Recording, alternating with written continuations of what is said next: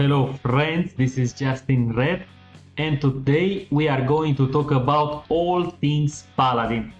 From talents to gear to stats and rotation, of course, everything that you have to do to perform at the highest level as a Retribution Paladin.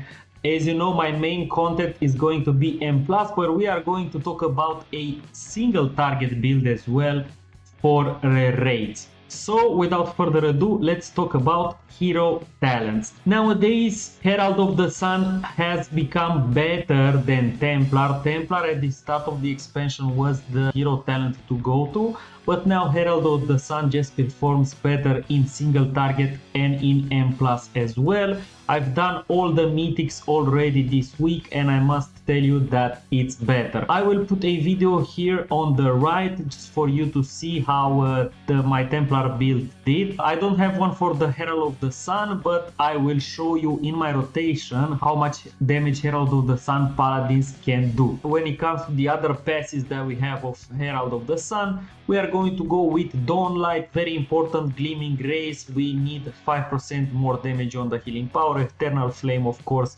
it's a must. We have to take it to go further down the tree. 10 crit %, it's amazing. Hammer of Wrath, Sunseer, Hammer of Wrath and Divine Storm critical strike causes the target to burn. So another dot for us, another. Then we go to second Sunrise.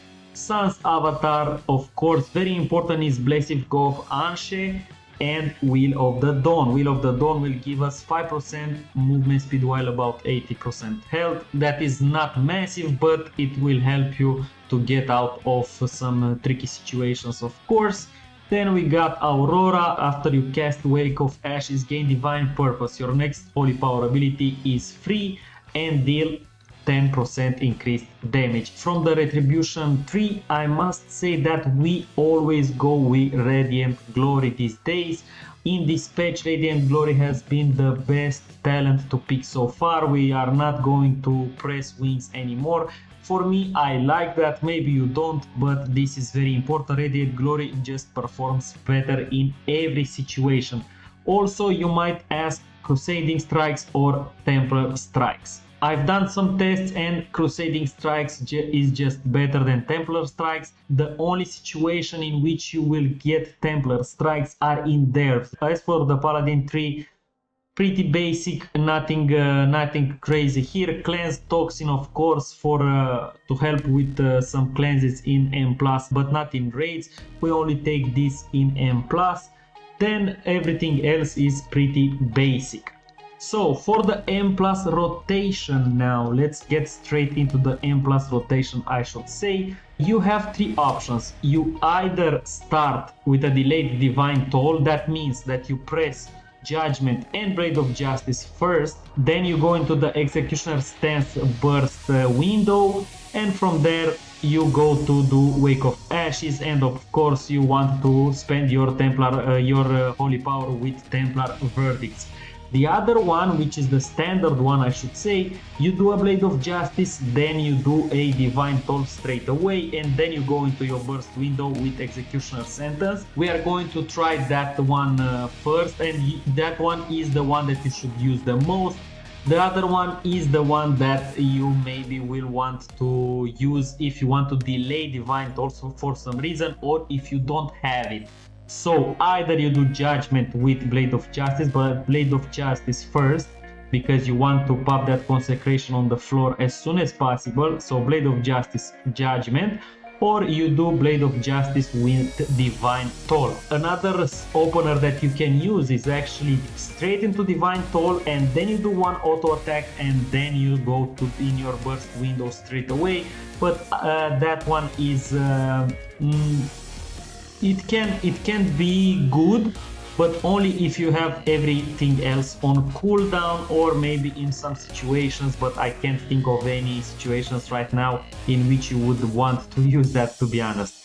So let's do the Stardust opener and see how much damage we can. I'm going to start the stopwatch, and we're going to leave it for 30 seconds in which we are going to pump as hard as we can. I'm not going to use my trinkets, so let's go stopwatch, and then we go Blade of Justice, Templar's Verdict, and executioner stance, and then we go ham from here. Boom, boom, boom, boom, boom, divine storms, divine storms, divine storms. As you can see, I'm doing so much damage, guys. This Herald of the Sun build right now is very, very good. When we are at the 30 seconds mark, I'm going to stop the timer and see how much we did. I think so. Now we are 1.8 in 30 seconds, but I think we have reached 2.5 million DPS in just like under 20 seconds, I should say. So let's talk about the single target build as well. Is this one.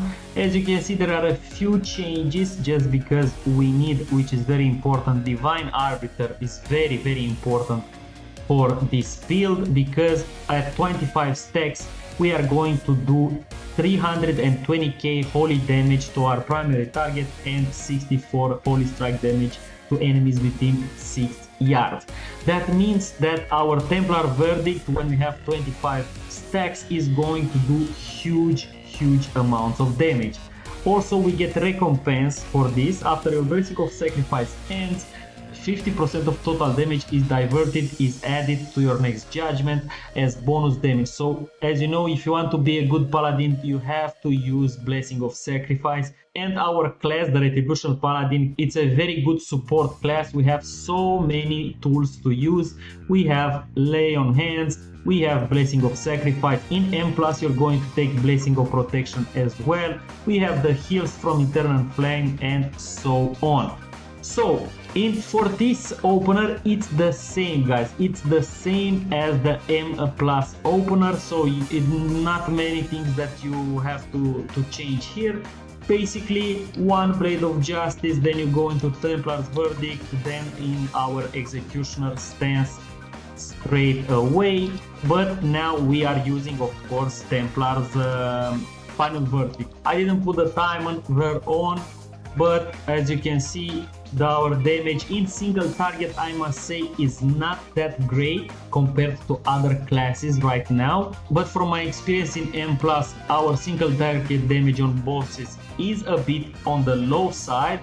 But I did some Raid Finder, I did the 3 Raid Finder bosses that have opened today, and I was topping all the DPS charts actually, but not with this build. I was topping it with this build, with the Templar build. But if you simulate it, you will see that the Herald of the Sun is even better. So you don't need to worry about that. Just use Herald of the Sun. You can do some tests, of course, on your own with these two builds. By the way, I will put all the builds, the Templar builds and the Herald of the Sun builds, in the description, so you can find all of the builds in the description as well. And now let's talk about stats and gear priority. So for our stats, what we want in this season, in this expansion, I must say, is Mastery. I don't remember the last time that Retribution Paladins used Mastery, because in the past I think we used Crit a lot as our first secondary stat, but now Mastery is very, very good for us. Increased holy damage done by 37%, I have here because I have 37% Mastery. Judgment has a 41.6 chance to blast the target with the light, dealing 100k holy damage. So besides the flat damage increase of our holy damage, of course, we get a proc when we do judgments. So Mastery right now is the best secondary stat that you should get. Second one, I would say it's Haste and Critical Strike. It's pretty equal between those two, actually. It's not a crazy difference. In the simulations, they are kind of the same. You will see that many gear options, if they have one or the other, are very, very good. For example, what I have here, this is one of our beast rings right now, but I did not equip it just because I have this one enchanted and with a gem in it, but this one has more critical strike than Mastery, which is not that great. So this ring is actually better than this one just because we have more Mastery on it.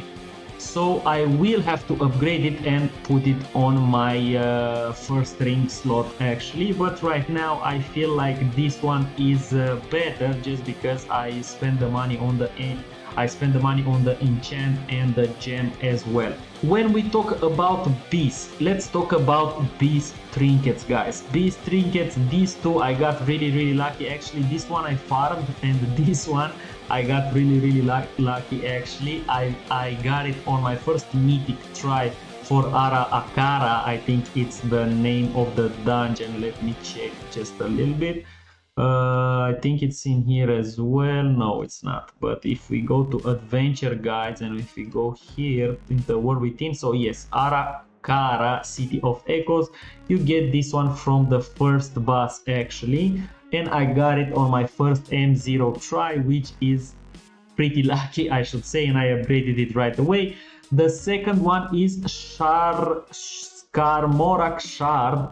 This is not actually our beast, but is a very good replacement for our beast, which is actually, let me see right here, we have to go to current season because our beast trinket can be found in Grim Battle, which is Mark of Kardros. Mark of Kardros, insane trinket for us, with strength and a use effect of mastery, a lot of mastery, and as I said before, mastery is going to be our best stat this season. Also, let's talk about the weapon. The best weapon that you can get is the one that you craft, besides the one in raid. Of course, we are not talking about the items in the raid because, as you know, you will get the set, of course, and the tier set, and there are better weapons there, but until the raid you should craft the axe. But until you can get your hands on this weapon, Anub Arash Colossal Mandible is going to be the best thing that we can get. And actually you have another weapon in Grim Battle that you can farm as well, and those two are going to be our best weapons that we can use. But besides that, you should craft your axe. If you have the money, craft your axe and put a embellishment on it. And of course you want to have haste and mastery on it as well as a missive. And that's basically it. For the other items, nothing too crazy. You can still farm rings like the one that I showed you here, the Ambris Band. And also you can farm in the Siege of Boralus. There is a ring called the Seal of the City Watch. That ring is also very good before you get your hands on any other items from the raid. Now if we talk about consumables, guys, you should have a tempered potion that you should use on your burst window, of course. And then as for the flasks, let me see if I have, I think I bought a flask, which is going to be the flask of tempered must. Of course, more mastery is very good. For your enchants on the ring, you should always use mastery enchants on the ring. As for your food, you should always use a feast if it's available. If not, just buy mastery food. And then when it comes to sockets, you should have a culminating blasphemite. Let me see, it's this one. I have it on the second rank. Of course, for me right now there is no point to just the third rank gems or the third rank enchants. They are way too overpriced, especially today when everybody wants to raid and the prices have gone up insanely high. Like an enchant of mastery of rank 2, it's on my server I think somewhere around 9k, which is kind of crazy.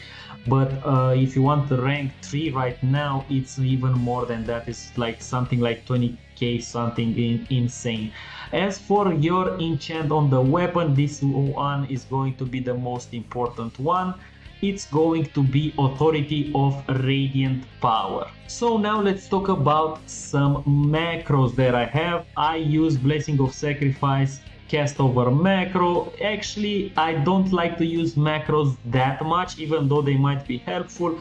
But as for my other spells, I don't really use macros. I just click and use that spell. I click on everybody. I am pretty fast with that. I've been doing that for most of my WoW experience, I should say. But for Blessing of Sacrifice, I wanted to make an exception and I use a cast over macro. I will put that macro in the description as well for you to use, and then afterwards you can just change the spell from the macro. So let me show you just a second. You can just change this spell from here and from here, of course, and from here, and you put whatever you want. You can put Lay on Hands, you can put Word of Glory or Eternal Flame, as it's going to be called when you play Herald of the Sun, and so on. As for my add-ons, I use a couple of add-ons, of course. I use Advanced Interface option just for me to get that old interface options that Blizzard got rid of from the game, but it's not a must. I should say what is a must for you to perform is big wigs and little wigs. Of course, if you don't like big wigs or little wigs, you can just use DBM. It's an alternative for that, but I think big wigs and little wigs are I enjoy them more. Details to see your damage, Get the Fuck Out, a very important add-on, of course, as well. This add-on, what it does, it's basically going to play a sound like an alert or something when you stay in something that you shouldn't. Handy notes, these are not important. This is not important. Omni CC and Omni CD is important. Plater is very important, I should say. It basically changes your nameplates, you see, and you can get a profile from the internet. I recommend the quasi profile. I will put that in the description as well for the nameplates. Why do I do that? Because the quasi nameplates actually highlights the mobs that you should focus and the spells that you should interrupt, because there are some caster minions cast spells, but they are not that dangerous, so you should not use your interrupt on those. So if you want to know exactly what to interrupt, I suggest you use quasi nameplates profile, and yeah, but first you have to install Plater profile. So let's see what else we got here that is important. Weak auras, of course, everybody knows about weak auras. This is a must. And also I use Simulation Craft just to see when I drop something if it's better than what I have or not. As for the races, it's not something that I care about. I care about more how I look than what race I pick. Maybe if I'm going to go in those very high key levels, I might think of changing the race if it's really needed, but changing your race is not that important, I should say. Every race has a good racial and a not so good racial, but right now, as you know, Tauren and Dwarf are kind of owning every race that they can play. Dwarf, of course, for Horde. Dwarf for Alliance and Tauren for Horde. Also, Alliance has Night Elves which have Shadow Meld, and that is very OP racial as well. But the Blood Elf racial Arcane Torrent is very good in M+ as well. So yeah, I'm going to stick with Blood Elf for now, but if I want to get that edge, so let's say if I want to push very high rating, I might think of changing my race, but until then I don't think it's really important. So yeah, friends, this is it. I hope this will help you to perform better in M+ and raids, of course. And if you liked this video, drop a like and subscribe, it will help me a lot.